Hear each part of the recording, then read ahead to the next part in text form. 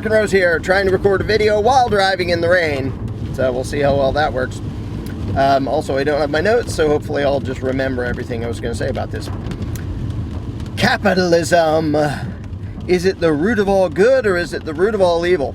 Pretty much without exception, when I see people arguing about that, they're not using the word capitalism to mean the same thing as each other. So they're arguing about two different things, and it just turns into a confusing mess. Now, I could get into bickering about what I think the term really means and what it doesn't really mean, but ultimately I'm not sure that particularly matters, because if somebody is convinced that it means something completely different, then what's the point of arguing about what the word means and just never accomplishing anything? So I'm going to focus on the principles and the concepts involved in most of the discussions around capitalism, and I'm going to try to avoid bothering to argue about what the term capitalism actually means, because I think that a lot of the people who bash capitalism and complain about it, they're not just complaining about the things that deserve to be complained about. They have this vague mush in their head, and they're complaining about things that are perfectly valid and, in fact, really dang important for human society and prosperity. However, I will start with the things about capitalism, or that get associated with that term, that I think are worth bashing and complaining and objecting to. And most anarcho-capitalists would agree with some of these. A couple of them they might not. But first of all, when a company goes to government and uses government force to benefit itself, that's not okay. That's aggression. That's bad. It's not what I would call capitalism, but if you want to call it that, like I said, for this video, I'm not going to bother arguing about what the word means. But that's not okay. And it's not okay when they go to another country and just basically send in an army and steal the resources of people living there and kick them off their land, or essentially enslave them by controlling the resources and saying, you have to work for us. Anytime coercion is used, that's bad. And if you're using it and calling that capitalism, the coercion is bad. I probably didn't even need to explain that, but just to start off with that's bad. Coercion, violent aggression, bad, no matter what you call it. Now, there's another aspect of capitalism that I think is, or that gets associated with capitalism, that I think is detrimental to humanity, even though it's not coercion. So let me be really loud and clear about the fact that what I'm about to criticize should never be countered with violence. It's a personal choice. It's about personal priorities being stupid, but I don't get to force my priorities on other people. And that is what could be called materialism, where a lot of people, their entire focus is about what stuff they have and what stuff they can acquire, and people are apparently slow to learn that that's not actually what makes you happy. A lot of, having a nice house and a nice car and conveniences and toys and stuff can totally be part of a fulfilling, happy life. But when people focus entirely on the material wealth, they often find out that that doesn't actually make them happy.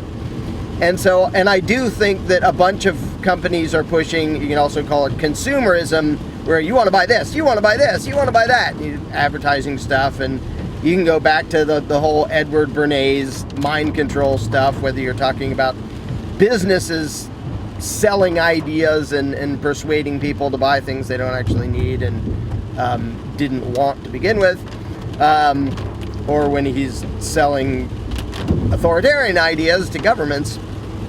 So you can say that, people are duped into focusing on financial and economic stuff when that isn't really what matters the most, and it's not really what makes people happy. And I think that's totally true. I think way too many people are way too materialistic, and way too focused on how many dollars do I have in my account. That doesn't mean you shouldn't be focused on it at all, but it does mean that's not going to get you to happiness all by itself. So, but again, that's just sort of a preference, and if people are misguided and trying something that's kind of a bad idea, oh well, that's their choice, and I don't get to force them to do otherwise. I can say, I think, overabundance of consumerism and materialism is stupid and doesn't actually make people happy, but whatever. So, and that often gets linked with capitalism. Okay, now we get into some of the things that I think are most fundamentally misunderstood by most of the critics of capitalism, or what they call capitalism.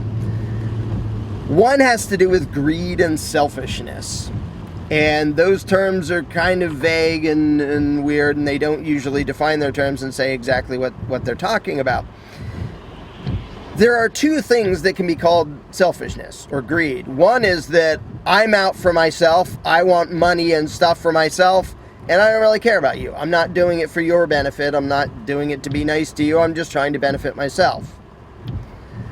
That doesn't have to be violent. That doesn't have to be aggressive. You can say it's short-sighted and stupid and a few other things, and you'd be right in a lot of cases. But that doesn't have to be like genuinely evil. Like, okay, you're only concerned about yourself and whatever. Like, you're not the one attacking anybody else. You just don't help anybody else. Okay, it kind of makes you a butthead and whatever, but kind of who cares? Then there's selfishness, as in, I don't mind you being victimized to benefit me, and I don't mind advocating that somebody like government use violence to victimize you for my benefit. And those two get confused, and it's really important to keep the distinction there, because the latter is genuinely immoral and should be responded to with defensive force.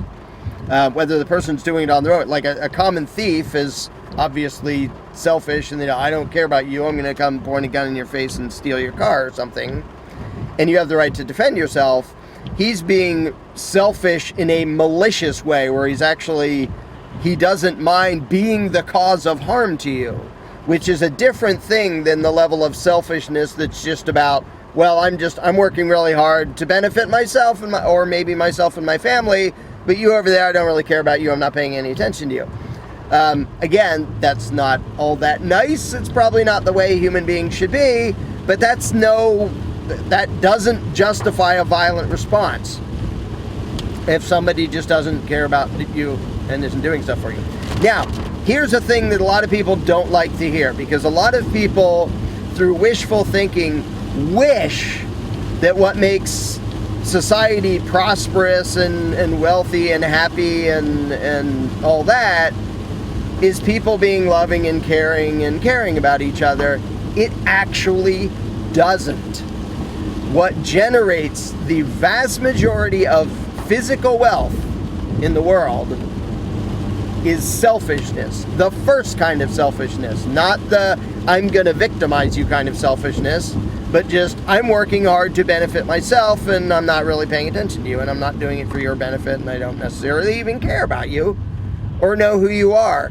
That makes most of the material wealth in the world. Again, material wealth isn't the only thing that matters. It's not what matters the most. But if you're talking about economic prosperity, what makes that is selfishness, and specifically the profit motive. And people who bash capitalism are constantly bashing the profit motive, and they're constantly being massive hypocrites in doing so.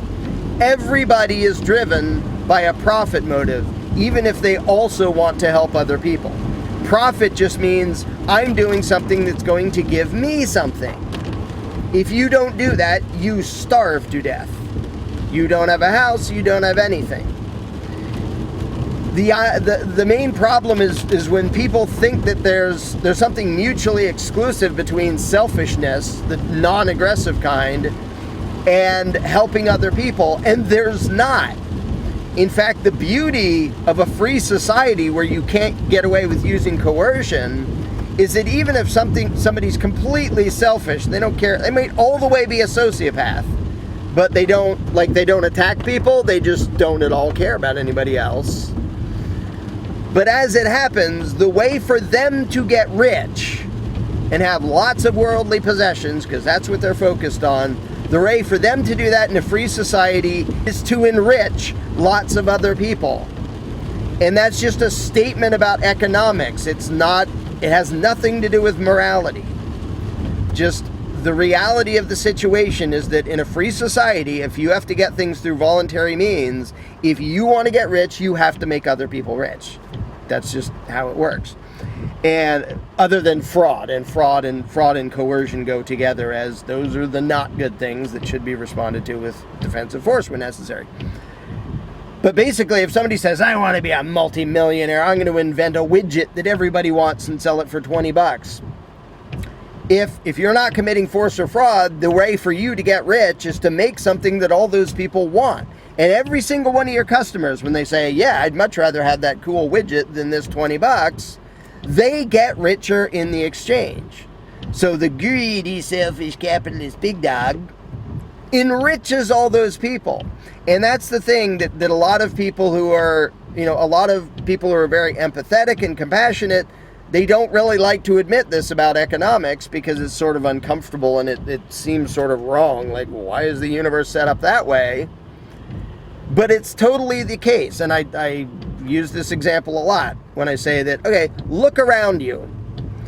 Look around at all the physical stuff you have. The building you live in, the electricity, the phones, the food, the computers, the clothes, the whatever else.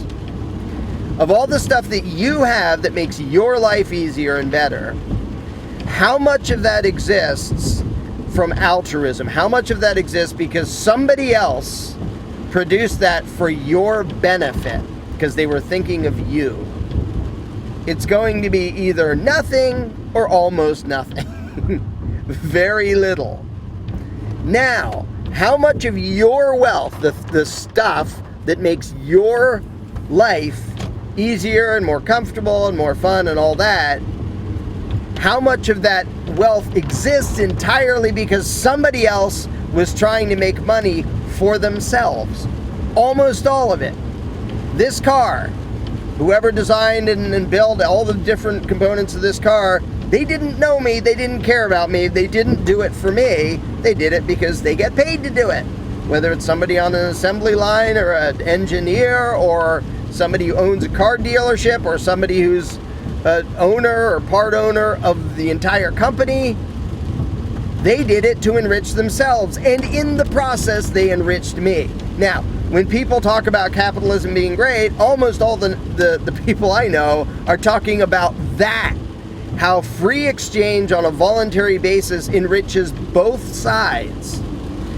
And the greed, not aggressive, not fraud, but just trying to serve themselves, serves everybody else at the same time. It can't not, because if somebody came out and said, well, I have a widget and it doesn't do you any good, you're not going to like it, it's not going to serve any purpose for you, but I'm going to get rich. No, you're not. Not in a free society. Nobody's going to buy it. You lose. So even if they don't really care about you, they have to behave as if they care about you to get your business. And, you walk into a restaurant and the waitress might be all nice and friendly. She might not care about you. She doesn't know you. But she understands. And maybe she's just a nice person and friendly. Or maybe she realizes, I'm not going to get good tips if I'm grouchy at everybody. Either way, like her motives, whether it's selfish or altruistic, either way, you benefit. And capitalism and that greed, the non-violent kind, is what has created not only all the ridiculous prosperity and luxuries we have, but the ability to not frickin' starve to death. It took a long time for human beings to get to the point where you have, giant areas where nobody starves to death. In the U.S., if you don't get lost in the woods or, stuck in a house somewhere, you don't starve to death. Yeah, people can be a little bit hungry. I've been a little bit hungry. And I am the poor right now, which is a very relative term. I am the poor, at least where I live. But I'm also ridiculously rich and have a ridiculously easy life compared to most of the people throughout most of the world, throughout most of history.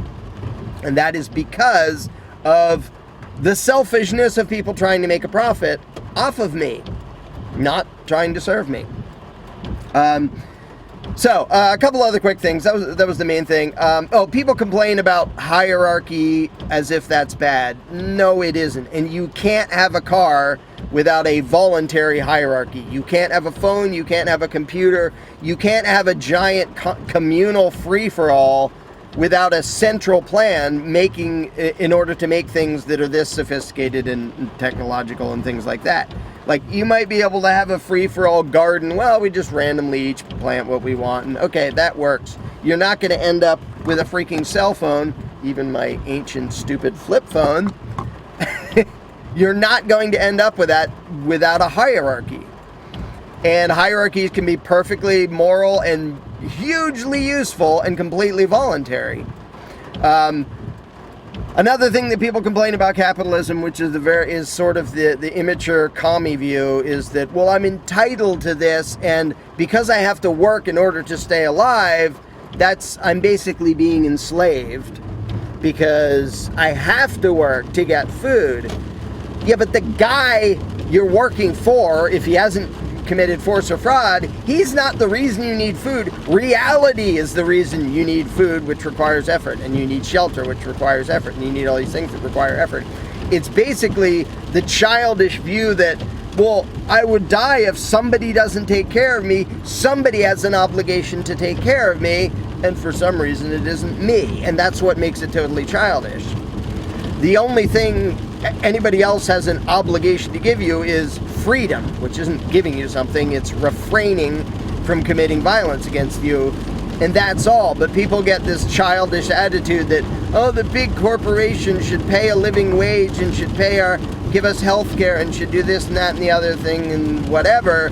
You're not entitled to anything except freedom. And government coercion is used all over the place to make it really hard for people to actually be independent and self-sufficient and all that stuff. That's not the fault of greed, and it's not the fault of businesses that try to sell you stuff or individuals that try to sell you stuff. So when people complain about capitalism, they often, they'll look at the U.S. system as it is, which is massively destructive, and none of the people I know who identify as capitalists would call that capitalism. It's fascism. You know, the joint operations between government and corporations is the definition of fascism. It's what the word means. But again, I don't particularly want to argue about what the word capitalism really means and what it doesn't really mean. But if people are complaining about profit motive and confusing that with the coercion that state uses and sort of lump them all together and then complain about that all as capitalism, they're just massively misguided. And they're complaining about the wrong things. It's just the same as if somebody, sees some guy beating up his wife and says, men are evil because look. It's like, no, that guy is evil and other guys are evil. But to sort of lump a huge thing together and not even be clear in your own head of what you're actually criticizing or condemning, that you're going to be condemning the wrong thing. And most of the people who complain about capitalism aren't clear in their definitions because they're not even clear in their own head about what they're talking about and what they mean when they bash capitalism. So that what they bash usually includes stuff that totally deserves to be bashed. It's government coercion, it's fraud, it's violence, but it also includes a bunch of stuff that they just have lumped in there that's actually perfectly moral and massively useful to humanity, even when it's not at all altruistic and it's not from compassion and love and giving and generosity. It's just from voluntary exchange and both sides trying to better their own situation. So it's frustrating. And the thing is, if somebody jumps on the bandwagon of capitalism is evil, the people who hear that aren't going to understand the distinction either. Like, the person saying that usually doesn't understand the distinction, and the people who hear it aren't going to understand the distinction, and usually it's going to come across as, we need loving, collectivist sharing of everything, which, by the way, gets millions of people killed if you try to implement it by way of authoritarian controls, which is why communism turns into a giant disaster. But again, most people are they're not clear in their head about the different things. Like, I'm all in favor of generosity and helping people out and being compassionate to your fellow man and, to spread your own wealth to other people who need it. By all means, do that. That's awesome. I think it's great that people have enough compassion that they realize, this is mine, I get to decide what to do with it, and I'm going to decide to give some of it to that person over there who I think needs it. Excellent, outstanding. And that's not the opposite of capitalism. That's not the opposite of freedom. That's part of freedom. And another part of freedom is the ownership that gives you the choice of whether to do that and when to do that and how much to do that. And that choice, that freedom of association, freedom of exchange, free market, is the only moral choice and is essential to having a prosperous society. And the freedom is more essential than the compassion, because there are plenty of people who have easy lives, and it's not because anybody particularly cares about them. It's just because they live in a society where there's enough freedom, despite all the regulations and taxes and government violence. There's enough freedom for them to be prosperous and benefit from other people's selfishness or greed, the non-violent, non-aggressive kind. So I have yet to meet anybody who bashes capitalism and calls it that, who actually understands what it means. Because when the people understand the distinctions enough and understand what should be bashed, like, crony capitalism, which to me is an oxymoron, but yeah, bash that because of the coercion involved. But the people who actually, I have yet to see anybody who actually understands the different distinctions go out and bash capitalism, because they understand that term covers so many things, legitimate and illegitimate and good and bad and voluntary and violent, that to bash that word, when not only does it include all those things, but all the different people have different ideas of what it even means, is almost always misguided. To condemn capitalism in and of itself is almost always misguided, because you're condemning a big blurry pile of stuff that is not a distinct concept in most people's minds, including in the minds of the people who bash it.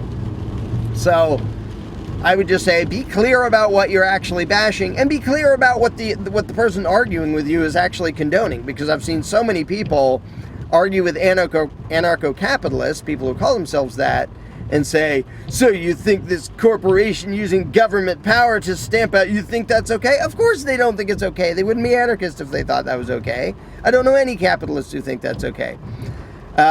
So it's really just a matter of, mostly people are arguing against nothing. They're arguing against what they hallucinate the other side means, because they're not clear in their own heads about the specific concepts and principles involved. And so capitalism just becomes this general term for a big, vague, confusing, contradictory pile of mush that a bunch of people are condemning and a bunch of people are praising. And often neither of them is all that clear. I would say anarcho-capitalists are more often a lot clearer on what the principles are that they're actually talking about. And the people who go out of their way to bash capitalism, that term in general, rarely have a solid grip on what it is they're actually condemning or complaining about.